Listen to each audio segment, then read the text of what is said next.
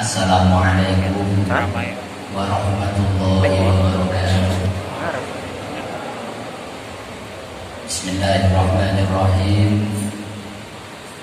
Alhamdulillahilladzi istafa min jami'i khalqihi dzatal muhammadiyyah wa amadda ahbabahu wa asfiya'ahu min tilka dzatis saniyah وجعلها من القدم واسطة لجميع البرية والصلاة والسلام على سيدنا ومولانا محمد المحسوس من بين الأمم بأشرف مزية وعلى آله وأصحابه ذوي النفوس الزكية أما بعد حضرة العلماء الأجلاء والمشايخ النبلاء والحبائب المجلاء وفي المقدمة الفاضل ابن الفضيل مولانا حبيب علي زين العابدين الثقافي Rektor Universitas Muria Kudus Bapak Profesor Dr. Insinyur Darsono MSI, Rektor periode sebelumnya yang saat ini menjadi Ketua Muktamir Masjid Darul Ilmi UMK Bapak Dr. Suparnyo, Ketua Yayasan UMK Bapak Bupati, dan yang pada saat hari ini diwakili oleh Bapak Kabak Kesra Bapak Imam Syafi'i, Bapak Dr. Hilal, Kiai Haji Sa'aduddin An-Nasih, Kiai Haji Muhammad Alamul Yakin, dan sedaya ingkang rawuh muslimin muslimat, hadirin hadirat, dan tentu yang terspesial selain Habibana grup Rabbana Az-Zahir.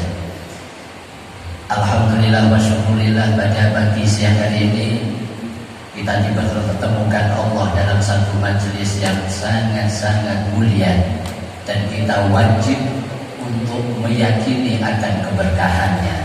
Sebab di dalam majelis ini, majelis zikir, majelis sholawat, kita bisa menambah ilmu, kita bisa suka meruh, kita bisa bersolawat kepada baginda Rasulullah Sallallahu Alaihi Wasallam. Dawuh kanjeng Nabi, zayyinu majalisakum bis sholati alaihi, fa inna sholata alayya nurun lakum yaumal qiyamah. Hiasilah majlis-majlis kalian itu dengan sholawat, karena sholawat kalian atasku, dawuh baginda Nabi, merupakan nurun lakum yaumal qiyamah. Betul-betul akan menjadi penerang cahaya bagi kalian, bagi kita semua di hari kiamat. Khosatan fi hadha sabah al-mubarak bi huduri ali baitin Nabi sallallahu alaihi wasallam. Utamanya bagi hari ini, siang hari ini, kita tidak cuma di dalam majelis sholawat dan zikir, tetapi dengan kehadiran dzurriyyah Rasulullah Sallallahu Alaihi Wasallam, Maulana Habib Ali Zainal Abidin As-Sattaf.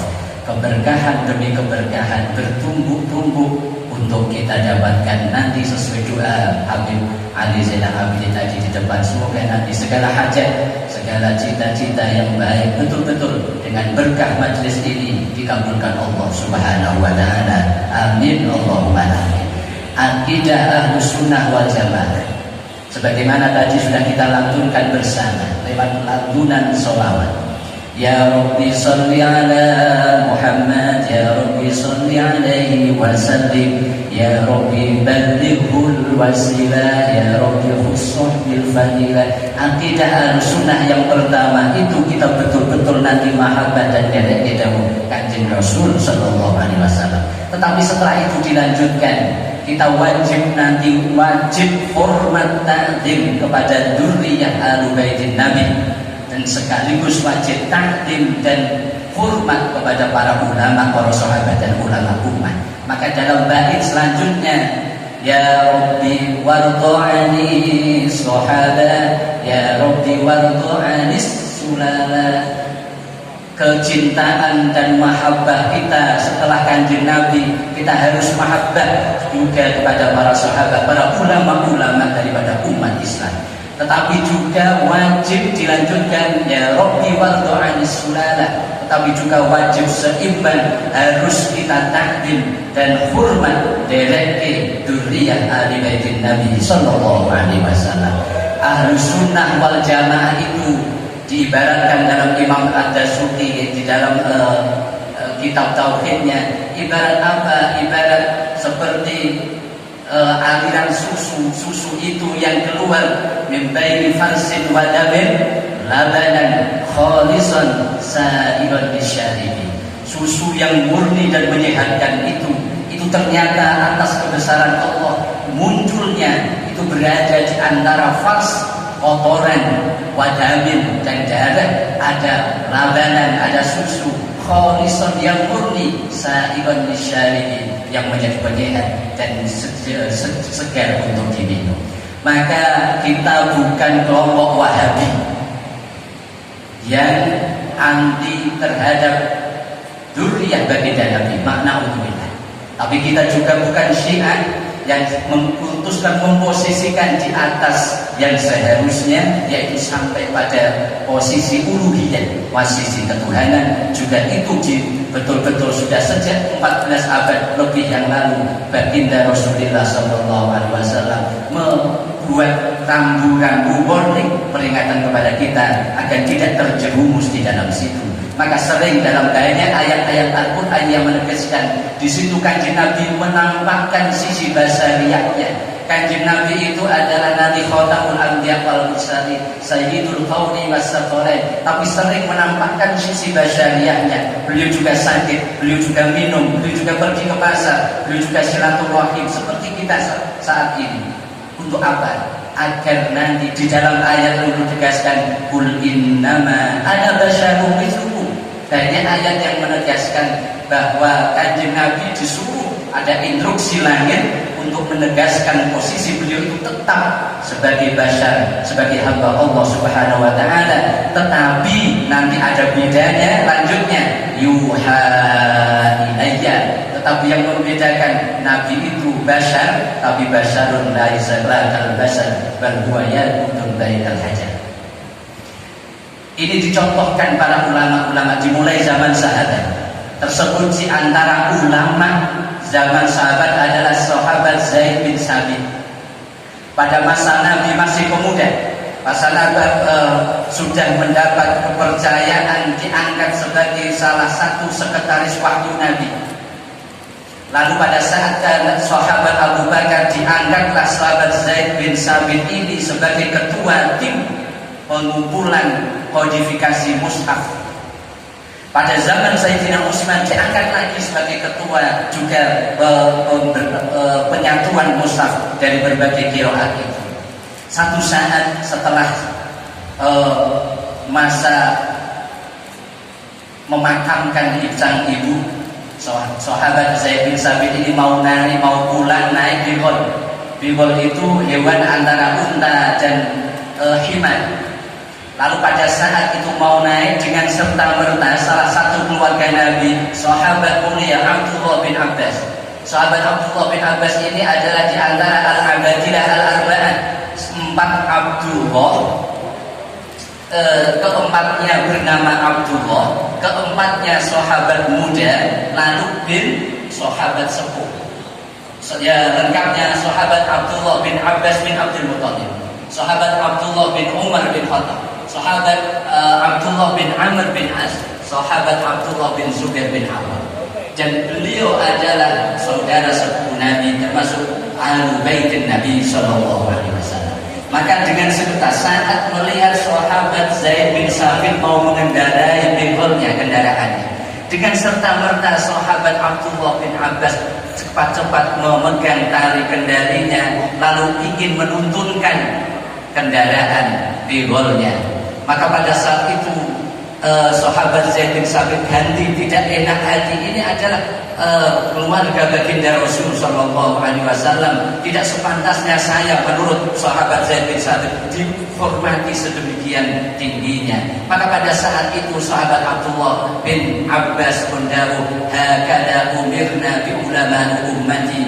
Inilah yang memang dawuh dan ajaran baginda Nabi, kita disuruh menghormati takdim kepada para ulama umat Nabi Muhammad SAW.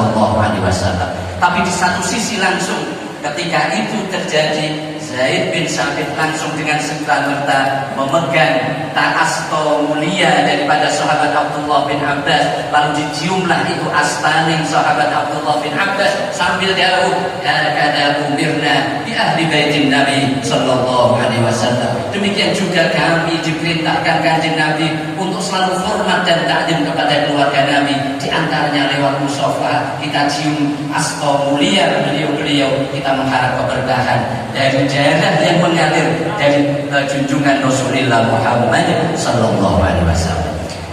Teng Mesir niku wonten Imam Syafi'i. Mesir niku nggih UMK kula ngalor gedhe mangke insyaallah tutup Mesir.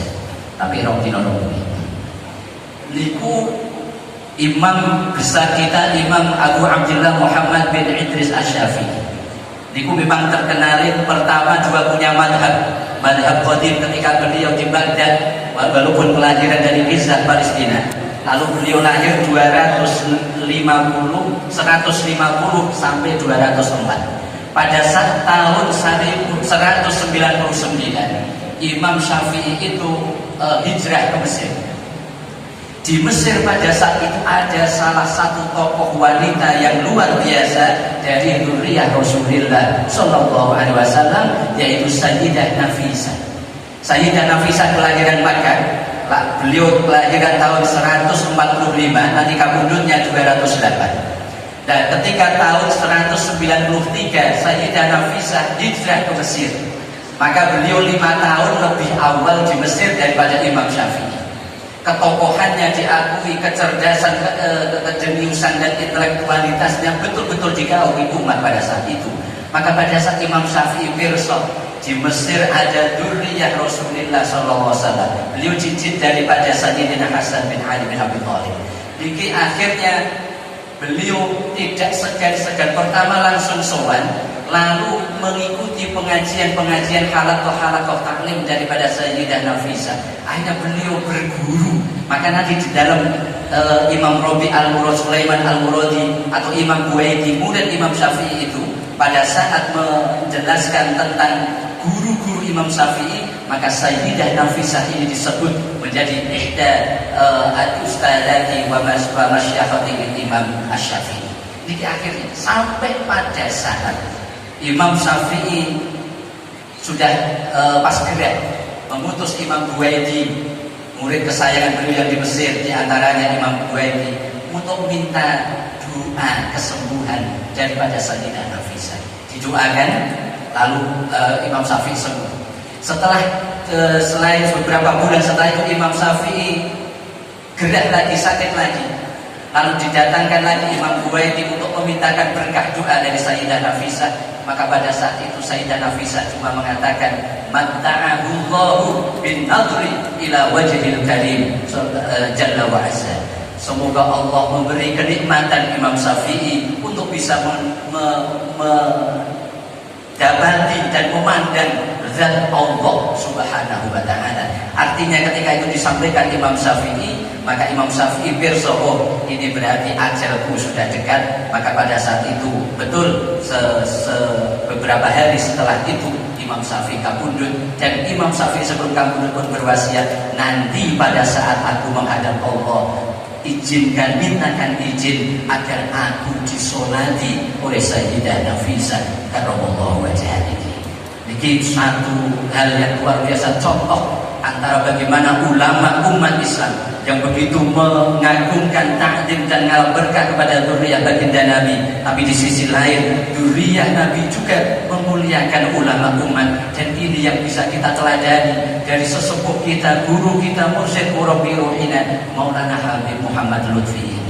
Betapa beliau bisa mengumpulkan dari berbagai komponen bangsa, tidak cuma kelompok umat Islam, tapi juga berbagai macam agama dan aliran tunduk dan bersatu di dalam naungan wajangan Maulana Habib Lutfi radhiyallahu anhu. Mata'allahu bitul hamdu fi sihhati wa afiyah. Poin terakhir, Allah seperpanjang kalau izin Habib di sini Habib. Poin yang kedua, satu saat Imam Abu Jabal Muhammad bin Jabir dalam kitab Al-Malad wa Al-Itisam menjelaskan. Mangke kitab-kitab di antara yang menjelaskan tentang berkah sholawat, lalu penjelasan tentang baginda Nabi kata sangat wonten namine di antaranya Al-Qaulul Badi' fi sholati 'ala Nabi Syafi' bil Imam As-Sakhawi, muridipun Imam Ibnu Hajar Al-Asqalani. Wonten malih Sa'adatud Darain fi sholati 'ala Sayyidil Kaunain, Imam Yusuf An-Nabhani. Di antara kitab itu menjelaskan satu saat malaikat Jibril datang ke baginda Nabi. Kanjeng Nabi yang dawuh, nazala alayya Jibril wa sallama alayya. Jibril turun kepadaku lalu mengucapkan salam kepadaku. Wa qala fi salamihi, di dalam salamnya Jibril mengatakan, assalamu alayka ya awwalu, assalamu alayka ya akhiru, assalamu alayka ya batinu, assalamu alayka ya dhahir. Fa angkatu dzalik, karena Jibril bersalam kepadaku memakai redaksi ya awalu ya akhiru ya batinu ya dhahir. Aku pun dawuh kanjeng Nabi, aku pun protes. Aku merasa ini tidak pas karena sifat-sifat itu hanya layak untuk Allah Subhanahu wa taala. Akhirnya ya Jibril, kaifa takunu hadhihi sifat li wa hadhihi sifatun la taliqu illa lillahi azza wa jalla.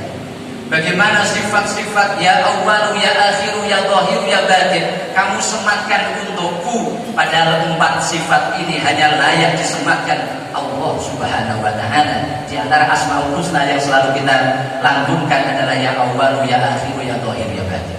Maka pada saat itu malaikat Jibril pun menjawab, ya Rasulullah, bagaimana mungkin saya berani membuat sesuatu yang bid'ah? Bagaimana mungkin saya berani membuat redaksi tanpa rambu-rambu hijau dari langit? Tidak mungkin dong Rasulullah. Akhirnya innallaha amaroni an usallima alaika bihada assalam. Allah lah yang memang memerintahkanku untuk bersalam kepadamu dengan redaksi salam tadi. Li'annahu ikhtassaka min bainil khalqi dunal khalqi ajma'in. Karena Allah mengkhususkan 4 sifat itu hanya for you only, bukan yang lain. Fasammaka bil awwali, setunggal bawat sabu bil awwali mawon. Kita aja kalau mumpung pinanti beliau, kita sangat rindu dengan sholawat dengan beliau. Fasammaka bil awwali li'annaka awwalul anbiya alqanuraka fi salbi adam fanaqalaka min salbin ila salbin illa an akhrajaka fi akhir zaman. Allah telah menciptakan Nur Muhammad, Nur muliamu wahai Nabi, 2000 tahun sebelum Nabi Adam diciptakan. Lalu pada saat Nabiullah Adam diciptakan, engkau Nur kamu dititipkan di tulang rusuk Nabi Adam. Setelah itu berpindah-pindah Nabi Nuh, Nabi Ibrahim, Nabi Ismail, Sayyid Adnan, Simbah Hashim, Sayyid Abdul Muttalib, sampai Romo Sayyid Abdullah dan ibunda Sayyidah Aminah. Hatta akhrajaka fi akhir zaman, hingga engkau akhirnya dilahirkan di akhir zaman. Kanjeng Nabi itu betul-betul al-sababul wujud, betul-betul yang pertama, makhluk yang pertama yang diciptakan Allah. Laulaka lama khalaqul aflak. Dan kanjeng Nabi niku sosok yang sempurna, akmalun nasi khalqan wa khuluqan wa nasaba wasma. Teng berjanji kita biasanya teng adil yang kedua, wa ba'du fa aqulu huwa, niku nasabe kanjeng Nabi. Nasabe kanjeng Nabi di banyak kitab itu termaktub sampai Sayyid Adnan. Setelah itu jarang dilanjut, tetapi di beberapa kitab disebutkan. Contoh, ada kitab Namibun As-Sirah An-Nabawiyah bin Imam Ibnu Hisham, tercetak 2 jilid. Maka di jilid pertama, bab pertama, judulnya An-Nasabuz Zaki, nasab suci baginda Nabi. Lalu kitab ingkang rada ageng gedhe namine Al-Kamil fit Tarikh bin Imam Ibnu Al-Adhim, mboten kathah kados 25 jilid 3,5 meter. Niki di situ disebutkan nasab kanjeng Nabi yang runtut, tidak cuma Sayyid Adnan, tapi sampai Abul Bashar Nabiullah Adam alaihissalam. Kami untuk mengalap berkah. Pribadi-pribadi mulia Allah sebutkan Rasulullah sallallahu alaihi wasallam bin Abdullah bin Abdul Muttalib bin Hashim bin Abdul Manaf bin Qusay bin Kilab bin Murrah bin Ka'ab bin Lu'ay bin Ghalib bin Fihr bin Malik bin Nadir bin Kinanah bin Mudrikah bin Khuzaimah bin Ilyas bin Mudhar bin Nizar bin Ma'ad bin Adnan. Biasanya sampai Sayyid Adnan.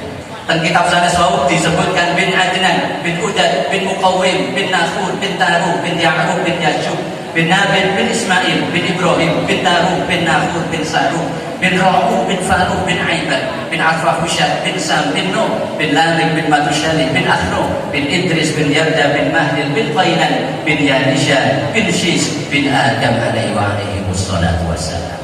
Kanjeng Nabi itu sempurna fisiknya, khalqan wa khuluqan, perilakunya, wa nasaban nasabe, wasman dan namanya. Ampun, wa ba'd. Poin finalnya, poin terakhir. Kita niku wajib dengan kesempurnaan Nabi dari berbagai bidang, wajib bersyukur kita dipun titahaken Allah dados umatipun Rasulullah sallallahu alaihi wasallam.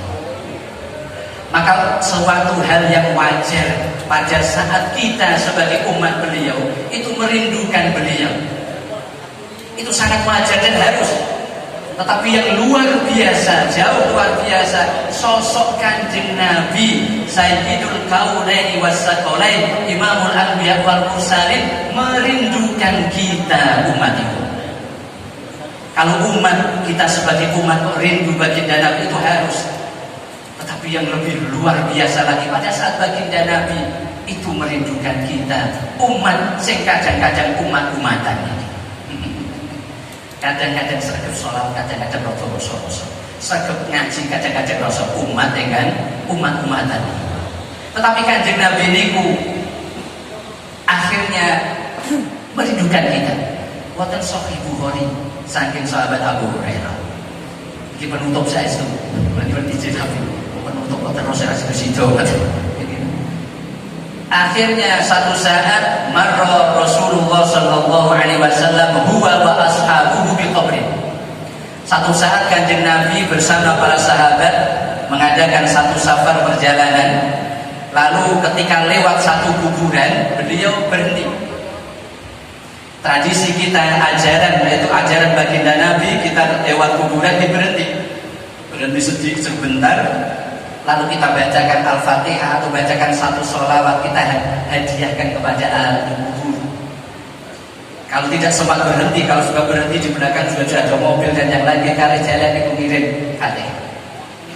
Setelah melaksanakan itu, berdoa dan mendoakan ahli kubur, tiba-tiba baginda Nabi jauh kepada para sahabat, ashtaqu ila ikhwani, aku rindu dengan saudara-saudara. Aku rindu dengan saudara-saudaraku. Aku ingin bertemu dengan saudara-saudara. Maka pada saat itu para sahabat pun menjawab, alasna ikhwanaka ya Rasulullah. Kanjeng Nabi, bukankah kami ini saudara-saudara engkau? Maka pada saat itu Kanjeng Nabi dawuh, la bal antum ashabi. Oh tidak, kalau kalian itu sahabatku.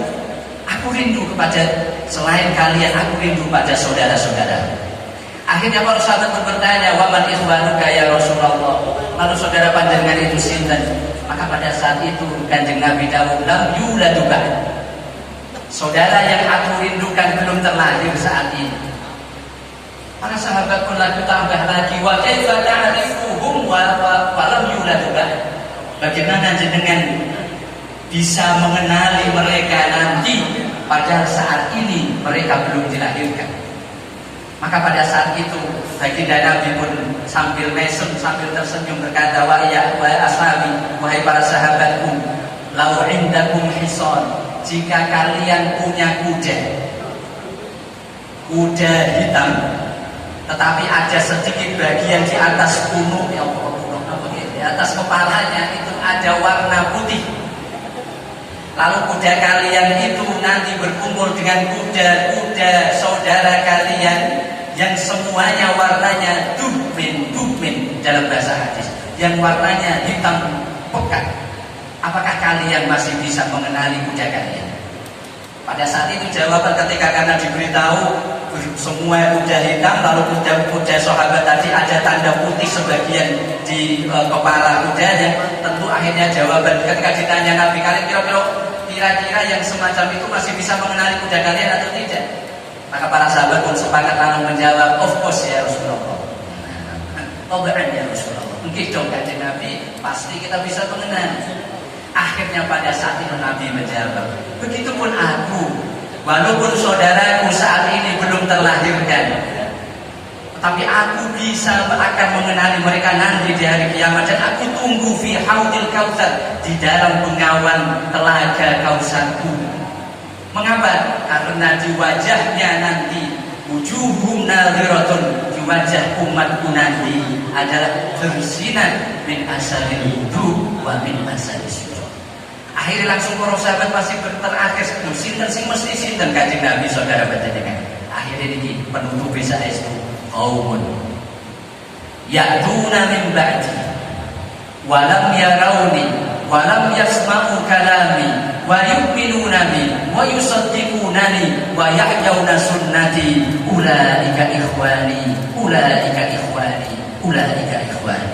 Saudaraku adalah umat yang datang setelahku, tidak pernah mendengar langsung sabda-sabdaku, tidak pernah bertemu dan bertatap muka langsung denganku, tetapi mereka beriman kepadaku, mereka membenarkan risalah dan ajaranku, dan mereka menghidupkan sunnah-sunnah dan perilakuku. Merekalah saudaraku, merekalah saudaraku, merekalah saudaraku.